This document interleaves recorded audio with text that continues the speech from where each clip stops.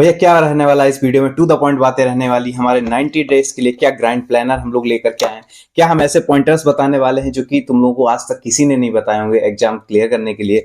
Lastly we will talk about the alpha routine for the success. Guys the simple thing is this कि 99% students are not failing in the preparation, they are failing in the routine and the foremost things, that's the mindset. So उसके ऊपर भी हम लोग बात करने वाले हैं। लास्टली हम लोग 3 सिंपल क्वेश्चंस का आंसर करेंगे एंड उसके बाद हम लोग संजीवनी क्वेश्चन, जिसके लिए आप बहुत ही ज्यादा क्यूरियस होंगे, उसकी डिटेल्स देने वाले हैं। तो चलिए शुरू करते हैं। जैसे कि ये वीडियो हम लोग मई 24 को अपलोड करने वाले हैं। मैं एक्सपेक्ट करता हूं maximum you are watching this video before June 5th। So हम लोग आपको 10 डेज का एक बफर टाइम देने वाले हैं। उसके अलावा हम लोगों के पास मई 24 से लेकर के सितंबर 1 जो कि हम लोग की एग्जाम डेट है, वहां तक 103 दिन है। गाइस मैं सिंपली एक चीज बताता हूं, if you work for 90 days 10 hours a day only, like approx 900 hours of work, you will definitely clear it. I'm talking about group 1. If you were planning for the both group, you have to just work for 12 hours a day, like 12 घंटे पढ़ना पड़ेगा, तो both group इसमें हो सकता है। ठीक है, so leaving your emergencies and the bad days, we will talk about just 90 days grand plan। तो इस ये प्लान किस तरीके से रहने वाला है, तो सबसे पहले हम लोगों का 90 डेज का प्लान है, इसको हम 3 टुकड़ों में बांट लेंगे। like 50% of the time we will allot for the first detail reading। so first detail reading में, first detail coverage में हम लोगों को क्या करना है भैया, क्या हम लोगों को लेक्चर्स लेने की नीड है, ये आपके ऊपर डिपेंड कर। so how you will know कि हम लोगों को लेक्चर्स लेने हैं या नहीं लेने हैं। अगर आप लोगों को लेक्चर्स लेने की नीड है, देन आपको खुद से 3 सवाल करने पड़ेंगे। क्या आपको कॉन्सेप्ट के सारे आइडियाज क्लियर हैं? क्या आप क्वेश्चंस एक बार बिना देख के लगा सकते हैं? क्या आपको कॉन्सेप्ट रिकॉल होते हैं? So the thing is, lectures की नीड सिर्फ और सिर्फ तभी है जब आपको लेक्चर कॉन्सेप्ट में प्रॉब्लम है। अगर आपको सिर्फ और सिर्फ क्वेश्चंस में प्रॉब्लम है, then I will not suggest कि आप लेक्चर्स की तरफ जाएं। तो आपको सिर्फ और सिर्फ यूट्यूब वीडियोस से कर सकते हैं। ठीक है, तो 45 डेज में भैया हमें करने क्या वाला है। So if we are talking about group 1, हो सकता है आपका ग्रुप 1 में टेक्स्ट सब्जेक्ट हमारा वीक हो, तो आपको क्या करना है, सिर्फ और सिर्फ टेक्स्ट के लिए क्लासेस बाय करनी है। And if we are talking about group 2, then हो सकता है आपका ऑडिट सब्जेक्ट वीक हो, तो आप ऑडिट के लिए क्लासेस जो है बाय कर सकते हैं। So simple thing is this कि आपको क्लासेस की नीड हर सब्जेक्ट में नहीं होगी। हो सकता है कुछ सब्जेक्ट आपके बहुत अच्छे हो, तो आपको उनके लिए क्या करना है, सिर्फ और सिर्फ प्रैक्टिस करनी है। सो आपको क्या करना है, 45 डेज में सबसे पहले तो यूट्यूब से सारी डिटेल कवरेज करके लेनी है। अदर हम लोगों का जो 50% ऑफ द टाइम है, इसमें भैया हम क्या करेंगे, सबसे पहली बात की जो डेडलाइन 15 जुलाई की मैं आपको दे रहा हूं, यहां तक आपके सारे के सारे लेक्चर्स कंप्लीट होने चाहिए, डिटेल्ड कवरेज आपको कॉन्सेप्ट की हो जानी चाहिए। एंड इफ मैं संजीवनी क्वेश्चन देन लेकर के आता हूं, तो मेरे को एक बंदा भी ये नहीं बोलेगा कि भैया मेरे को कॉन्सेप्ट में दिक्कत है। अगर तुम इतनी चीज प्रॉमिस करते हो तो हम लोग आगे की बात करते हैं। ठीक है, so now we are talking about the remaining 50% of the time, that is like 45 days. उसको हम लोग 2 स्लॉट में कट डाउन करते हैं, the first 30 days and the next 15 days. So the first 30 days will be of self revisions. भैया कितने revisions करना है, ये आप पर डिपेंड करता है। बहुत से लोगों का एक रिवीजन में ही इतना बढ़िया प्रिपरेशन हो जाता है कि वो 100% श्योरिटी पे होते हैं कि उनका हो जाएगा, लेकिन बहुत से लोग 5 रिवीजन करने के बाद भी श्योरिटी नहीं ला पाते हैं। So this is the presence of mind कि तुम लोगों को कितना रिकॉल रहता है, कितना रिटेन रहता है। तो मेरे हिसाब से आपको जो पहला फर्स्ट रिवीजन करना है, जो सेल्फ रिवीजन करना है, वो कम से कम 3 रिवीजन उसमें करने हैं। सो भैया 3 रिवीजन हम लोग कैसे करते हैं, मैं तुमको एक सिंपल सी चीज बताता हूँ। 3 रिवीजन जब तुम्हें करने की मैं बात करता हूँ, तो जरूरी नहीं है कि तुम्हारे तीनों रिवीजन 5-5-5 दिन के होंगे। भाई पहले रिवीजन में थोड़ा टाइम लोगे, फिर उसको क्विक करना है ना, तुम उसको कैसे अपने कंटेंट को समराइज करते हो, कैसे उसको 1.5 दिन तक लेके आते हो, क्योंकि तुम्हें सिर्फ पेपर से पहले 1.5 दिन मिलने वाले हैं, और उन 1.5 दिनों में ही तुम इतना अच्छे से रिवाइज कर पाओगे, तभी तुम अगले दिन लिख पाओगे। मैं तुम्हें एक सिंपल सी चीज बताता हूँ, अगर तुम 100% सिलेबस करके भी जाते हो, लेकिन उस 1.5 दिन में नहीं पढ़ पाते हो, तुम्हें पेपर में कुछ रिकॉल नहीं होने वाला। यस, मैं बहुत सही बात कह रहा हूँ, क्योंकि मिनिमम 3 डिवीजन में तुमको क्या करना पड़ेगा, सबसे पहले तो 5 दिन का एक, मैं सिंपली एक ग्रुप 1 की बात कर रहा हूँ अभी, बोथ ग्रुप वाले इसको डबल कर सकते हैं। लाइक आपको क्या करना पड़ेगा, आपको 5-5 दिन में सिर्फ 2.5 दिन देना पड़ेगा फॉर 1 सब्जेक्ट। सो आपको क्या करना है, फर्स्ट डिवीजन 5 डेज का करना है, 5 days accounts, 5 days law, 5 days tax. Same way if you are planning for group 2, 5 days for audit, FMSM and law. So if you are planning for group 2, तो तुम लोगों को ऑडिट, कॉस्ट और FMSM के लिए भी 5-5 दिन देने पड़ेंगे। ठीक है, तो ये पहला रिवीजन हमारा हो जाएगा। इसमें 5 दिन में हमें पूरा का पूरा हॉलिस्टिक कवरेज लेकर के करना है, क्योंकि हम लोगों ने यहाँ जो 45 डेज में पूरे 3 सब्जेक्ट को प्रिपेयर किया है, उसको हम लोग किस तरीके से समराइज करके 5 दिनों में लेके आएंगे, फिर हम लोग इसको 3 दिनों में लेके जाएंगे।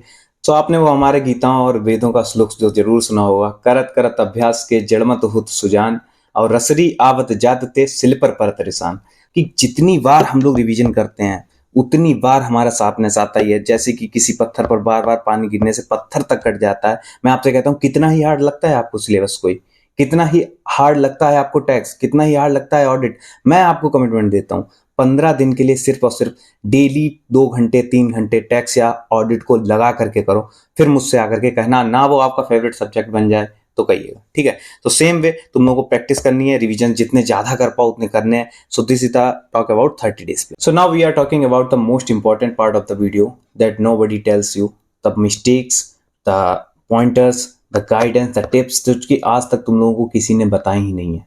ये सिर्फ 4 से 5 पॉइंटर्स को अपने याद में रखना जो कि तुम लोगों को किसी भी बंदे ने नहीं बताया। क्यों? क्योंकि ये ऐसी चीजें हैं जो कि पता सबको है लेकिन करता कोई नहीं है। इसीलिए सबसे ज्यादा फेल रिजल्ट हम लोगों का गिरता चला जा रहा।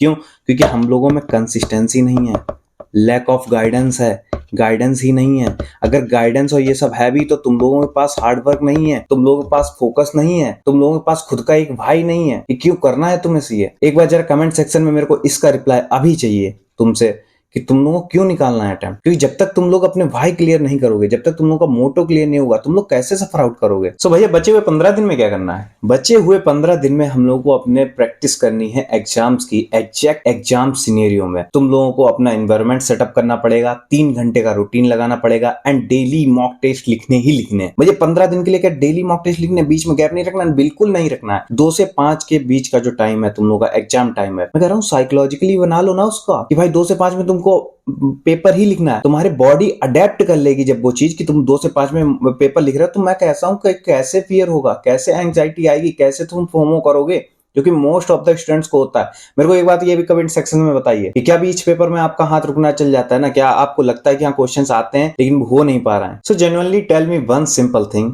कि क्या बीच पेपर में आपका हाथ लिखना बंद कर देता है? क्या आपको लगता है कि क्वेश्चंस का आंसर आपको आता तो है लेकिन ये इसका आंसर कैसे लिखना है? ये चीज सिर्फ और सिर्फ इसीलिए होती है क्योंकि तुम लोग मॉक नहीं लिखते हो। मैं जानता हूं 99% ऑफ द स्टूडेंट्स बिना मॉक टेस्ट प्रैक्टिस किए एग्जाम देना चाहते हैं। तुम लोग क्या चाहते हो कि आईसीआई के प्रीमियम मॉक टेस्ट खरीद रहे हो तुम 1500 या 3000 रुपए दे करके? तुम लोग वहां पर जाकर के मॉक लगाना जा रहे हो। सिर्फ लोग तुमसे पूछते हैं तो तुम लोगों के आंसर में 0 होता है। पीवाईक्यूज को प्रैक्टिस करिए। कौन कहता है आपसे मॉक टेस्ट परचेज करने की नीड है आपको? सबसे बड़े इनवैल्यूएशन और चेकर्स आप अपने खुद हो सकते हैं। सबसे ज्यादा गलतियां अगर आपकी कोई निकाल सकता है तो वो आप खुद हो सकते हैं। आपको किसी भी प्रीमियम टेस्ट सीरीज की नीड है ही नहीं। ये सबसे बड़ा एक झूठ है जो तुम खुद से बोलते हो कि भैया मेरे पास प्रीमियम टेस्ट सीरीज परचेज करने के पैसे नहीं है या मुझे किसी पे रिलाय नहीं है। मैं कहता हूं ना खरीदो ना भाई, तुम खुद उनको देखो ना। सजेस्टेड आंसर इधर है, क्वेश्चन इधर है। क्या खुद की गलतियां नहीं दिख रही हैं तुम्हें? इतनी बेसिक सी चीज नहीं कर पा रहे हो और फिर किसको ब्लेम करते हो कि आईसीआई पेपर ऐसे हार्ड चेक कर रहा है, आईसीआई पेपर चैट जीपीटी से बना रहा है। तुम्हारे पास चैट जीपीटी भी है तो है। अगर उनके पास चैट जीपीटी क्वेश्चन बनाने के लिए है, तुम्हारे पास भी तो चैट जीपीटी आंसर आइडेंटिफाई करने के लिए। अभी करो ना प्रैक्टिस, किसने मना करा है तुम्हें? So this is the simple thing. मेरे को 15 दिन में सिर्फ और सिर्फ तुम लोगों से मॉक टेस्ट डेली चाहिए। डेली तुम लोग मॉक टेस्ट लगाओगे और अगर कमेंट सेक्शन में अप्लाई करोगे तो मैं तुम लोगों के लिए best mock test series prepare करूंगा, जिसके लिए मैं इवेल्युएटर एंड चेकर्स को भी हायर करूंगा। सो अगर ये चीज चाहते हो तो वो भी हम लोग करेंगे, ठीक है। The more you sweat in the fields the less you bleed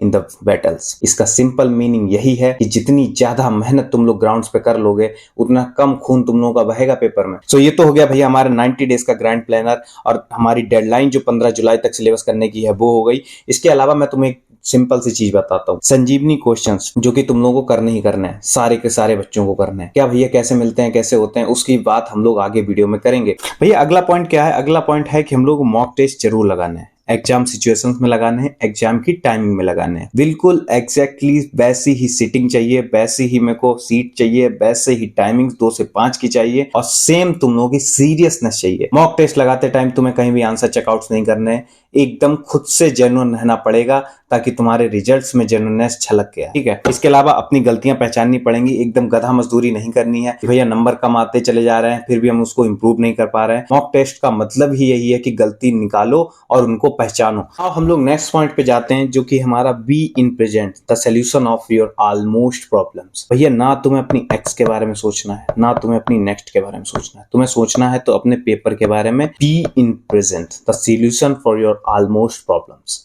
भैया सबसे बड़ी गलती आपकी यही है, मेरे को अपनी एक्स का सीन याद है, मेरे को अपनी नेक्स्ट का सीन याद है, तुम लोगों को सीन नहीं याद है तो इसका कि 90 दिन बाद जो तुम्हारे आ रहा पे, तो प्रेजेंट में आ जाओ। ना तुम्हें अपने पास्ट फेलियर्स का गिल्ट लेना है, ना तुम्हें अपने फ्यूचर चीजों का टेंशन लेना है। तुम्हें अगर टेंशन किसी बात को लेनी है तो तुम नेक्स्ट 1 आवर में क्या पढ़ना है, तुम्हें क्या तुम्हारे आज के टारगेट्स अचीव हो गए, सिर्फ और सिर्फ तुम्हें इसका वरी ही करना है। क्योंकि most of the students are worrying about their past and present, जबकि तुम्हें फोकस कहाँ करना चाहिए, ओनली प्रेजेंट। सो मैं यहाँ पे एक नॉर्मल सा केस बताता हूँ क्योंकि क्यों तुम लोगों के 90 डेज वेस्ट हो जाएंगे और तुम लोग फिर वही सिचुएशन में खड़े हो जाओगे जैसा तुम लोग जनवरी 26 में खड़े थे, मई 26 में खड़े थे। वो कैसे ठीक करना है, जस्ट एन एग्जांपल लेते हैं कि जैसे हम लोगों ने एक नॉर्मली ट्रैक बनाया कि हम लोग मोटर राइड पे जाएंगे। एंड कहां से जाएंगे भैया, हम तो कश्मीर से कन्याकुमारी जाएंगे, पूरा इंडिया ऐसे घूमते हुए फिरंगी बना देंगे बाइक को अपनी। तो इसमें क्या करना है, क्या तुम लोग ये सोचोगे कि हम लोग कन्याकुमारी पहुंचे या नहीं पहुंचे? तुम लोग पहले सोचोगे ना कि नेक्स्ट पॉइंट कौन सा है, वो पॉइंट रीच कर लिया तो अगला नेक्स्ट पॉइंट कौन सा है। सेम वे तुम लोगों को एग्जाम डे की टेंशन क्यों होती है कि फेल होंगे या पास होंगे। एग्जाम डे पे तुम फेल हो गए या पास हो गए वो तुम्हारा तब नहीं डिसाइड होता है, वो तुम्हारा डिसाइड आज हो रहा होता है, जब तुम रील्स स्क्रॉल कर रहे होते हो, जब तुम चीजों को प्रोकास्टिनेट कर रहे होते हो, जब तुम लोगों को लेक्चर पूरा फोकस से देखना होता है। स्विच कर दिया 2x पे, अभी वीडियो पहले मेरी तो 1x पे लगाओ क्योंकि उतनी देर से तुम 2x पे सुनने में लगे हुए हो। क्यों? क्योंकि ये 2x पे अपना टाइम तो काट लोगे लेकिन जो अटेंटिवनेस, जो तुम्हारे चीज में दिमाग में चीजें घुसनी चाहिए वो नहीं जाएंगी। The simple thing is this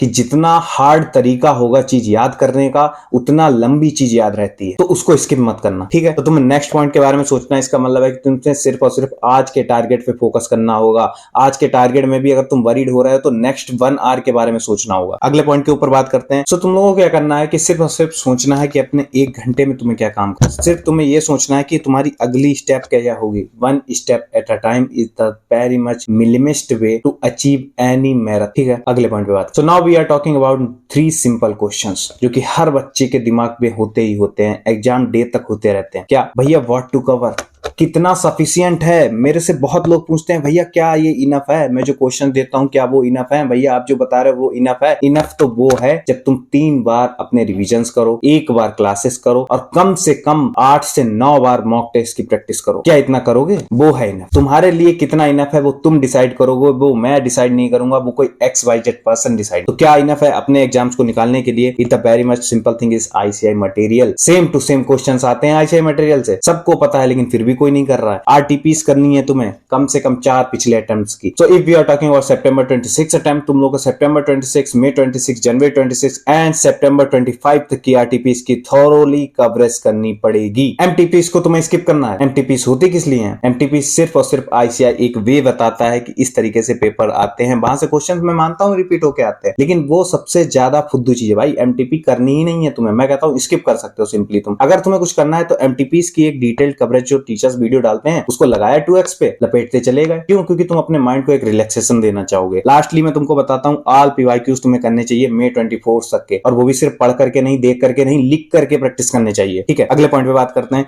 कि भैया संजीवनी क्वेश्चंस क्या है और गेम चेंजर ये कैसे रहता है। So now this is our USP point. What the USP point? The USP point is this कि संजीवनी क्वेश्चंस में हम हर चैप्टर से सिर्फ और सिर्फ 3 से 4 मास्टर स्ट्रोक बैंगर क्वेश्चंस निकाल के लाते विद सॉल्यूशंस। क्या भैया हमें ये क्वेश्चंस की नीड पड़ती है? कहां मिलते हैं क्वेश्चंस, कैसे मिलते हैं क्वेश्चन, सारी बातें एक बार में ही समझ लो कि ये क्वेश्चंस हम और हमारी 4 CA फाइनलिस्ट की टीम बैठ करके 2 से 3 महीने रिसर्च करके बनाती है। तब हम लोग ये तुम लोगों को एश्योरेंस देते हैं कि यहाँ से 60 to 70% पेपर मैच होगा। Checking our past record in the Telegram channel with link in the description.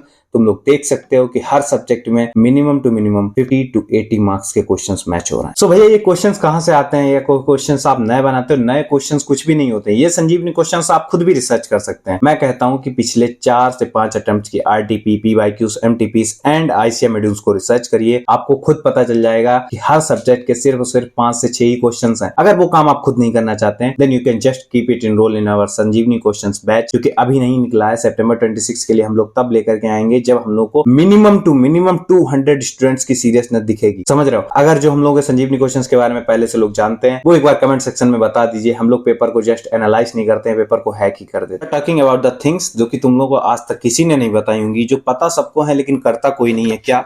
सबसे पहली चीज, having a proper coverage of syllabus, like 100% करना है भैया ना। एबीसी एनालिसिस आ गया किसी फैकल्टी का, भैया ना किसी का एक स्मार्ट कवरेज प्लान आ गया, भैया किसी ने कह दिया कि 10 ये चैप्टर करके जाओ सब। इस चीज पे मैंने बहुत सारे लोगों को एक एक्सक्यूज देते हुए सुना है कि भैया we are focusing on quality, हम ना एक ही रिवीजन करेंगे लेकिन ना हम पे मेहनत नहीं हो पाएगी। ये तुम लोग खुद को एक्सक्यूज देते हो। मैं तुमसे कहता हूं 3 से 4 रिवीजन निकालो, कम से कम 3 से 4। मैं देखता हूं तुमसे पेपर में क्वेश्चंस कैसे नहीं बनते हैं, लेकिन वही बात है ना, खुद के लिए हार्श होना पड़ेगा। तो फुल सिलेबस करने के बाद तुम लोगों को मिनिमम 3 रिवीजन करने पड़ेंगे, मॉक टेस्ट करने पड़ेंगे। इसके अलावा जो सबसे बेसिक चीज है जो कि आज तक तुम्हारे साथ कोई शेयर ही नहीं करता है, क्या है वो? Self study. मेरे को एक बात बता, टीचर्स फुल कोर्स बैच लेके आते हैं, फिर वो रिवीजन वीडियोस लेकर के आते हैं, फिर वो बुलेट रिवीजन लाते हैं, देन वो क्वेश्चन प्रैक्टिस लाते हैं, फिर लास्टली वो एग्जाम से पहले भी तुम्हारी मैराथन लेते हैं। क्या तुम लोग इतने बेवकूफ लोग हो जो तुम लोग खुद कुछ पढ़ना ही नहीं जानते हो?